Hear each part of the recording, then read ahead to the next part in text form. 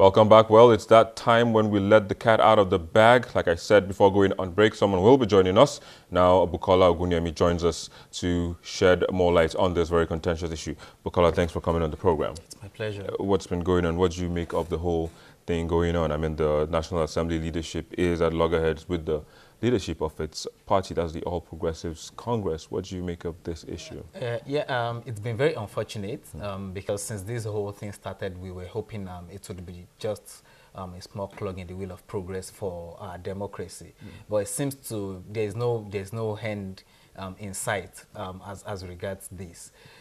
Clearly, the APC is not giving up its position as a party and its right to control what its members are up to at the National Assembly, while also we are getting to that strategic moment in the history of our democracy where the National Assembly and a certain section of the members of the National Assembly are insisting on the independence of thought and processes for that assembly.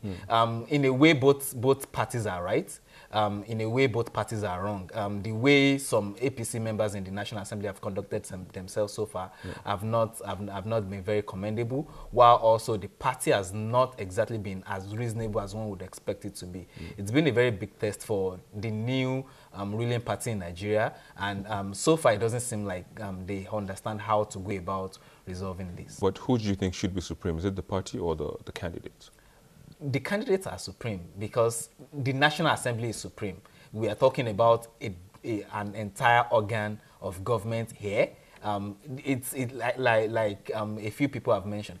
It's the same way you cannot force ministers on the president. It's the same way you cannot force leaders on the National Assembly. The same way the judiciary selects its own leaders is the same way the National Assembly should. Now, the party, like I said, has the right to recommend because they are all, they are members of the party. So the party is aware of where they all are, and in the interest of national progress and federal character, it is also pertinent that we make sure these positions are all not aligned in a particular direction. That is where the party comes in, letting members realize, okay, we need people from certain regions to occupy certain positions. So even if some people are more qualified, in the interest of balancing things, we need to let these ones move forward. Like I said, that is recommendation. That is sitting down and letting people understand this is the thought process behind this recommendation. Now, the moment it leaves that and crosses to the side of imposition, to saying, especially when it seems it's a particular group of people within the party that just wants to impose candidates on a larger group, then it becomes an ego problem. Oh, okay, talking about ego now. So where does the interest, of course, in wrapping up this conversation, where does the interest of Nigerians lie? I mean, how does it affect the layman on the street, the electorates that they come to every 4 years when they seek this it affects everything. We have a new government and people expect miracles, justifiably or not. Those miracles cannot happen when one entire organ of government is in disarray the way it is right now.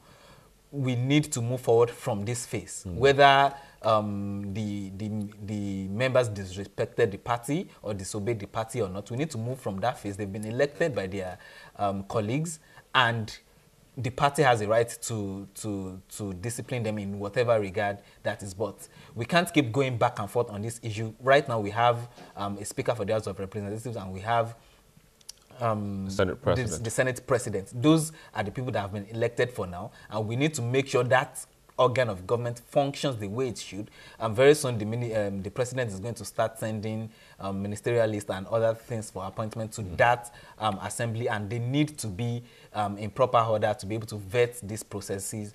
We have budgets coming up and so many other things. These are things that affect the lives of ordinary Nigerians, and we need that place to be settled. So whatever it is that is going on needs to be resolved as fast and as soon as possible. All right, let's see how that goes, and let's see how that plays out, and let's see how fast this can be resolved, and hopefully the Nigerian on the streets will have the miracles, like you said, that he is expecting. Bukola Ogunyemi, thank you for coming on the program this afternoon and sharing your thoughts with us. It's my pleasure. Thank you. Well, that's how it went down again on this chat with Bukola, but we take a break, and when we return, we do see your comments streaming through our social media platforms, as Google+, Facebook, as well as Twitter. We'll look at them, and also look at the most viewed videos on our YouTube channel in the past week. Don't go away. We'll be right back after this.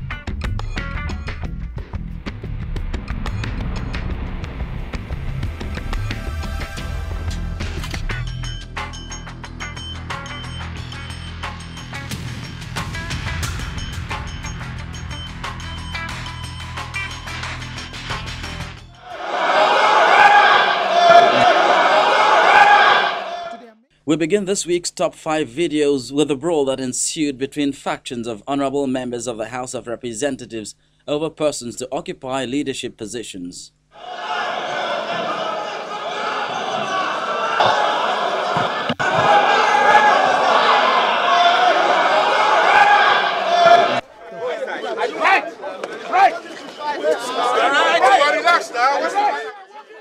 In fourth place is last year's debacle in the Edo State House of Assembly.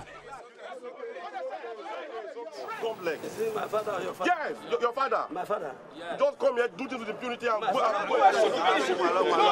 Who wants shoot me? Make it shoot me. Who wants shoot me? Patrick. Who wants shoot me? Make it shoot me. Patrick.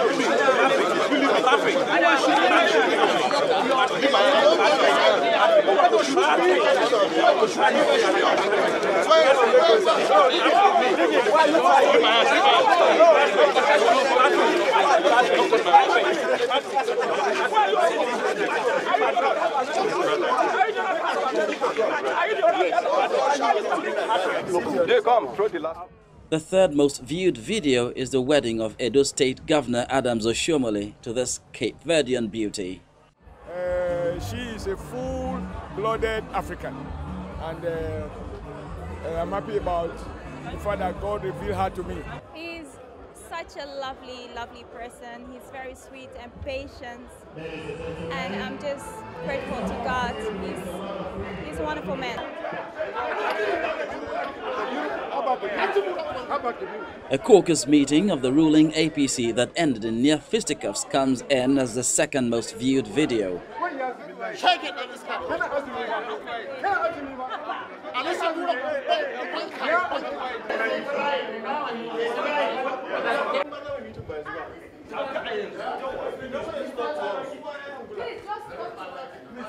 And the karate moves of members of the Benue State House of Assembly still seem to be tickling the fancy of our YouTube subscribers as the video tops the most viewed video list for the second week running.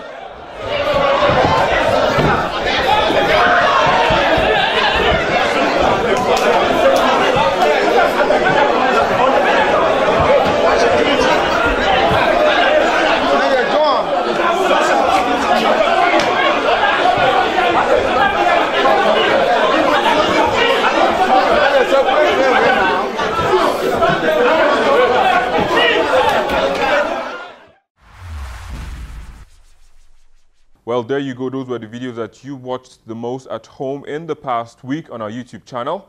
But lightning, they say, cannot strike twice, but it has in Nigeria's political landscape. Despite the endorsement of Mulikat Akonde-Adeola in 2011 by her party, the House chose to elect Aminu Tambuwal as Speaker of the House of Representatives with the help of some lawmakers from opposition parties, and Nigerians are hoping this trend will not hamper the productivity of the 8th Assembly.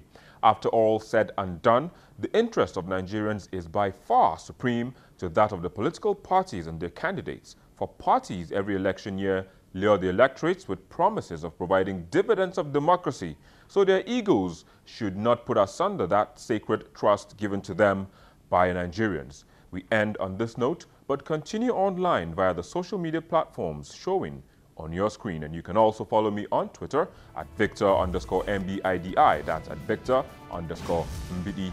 Thank you for watching. I am Victor Matthias. Assembly.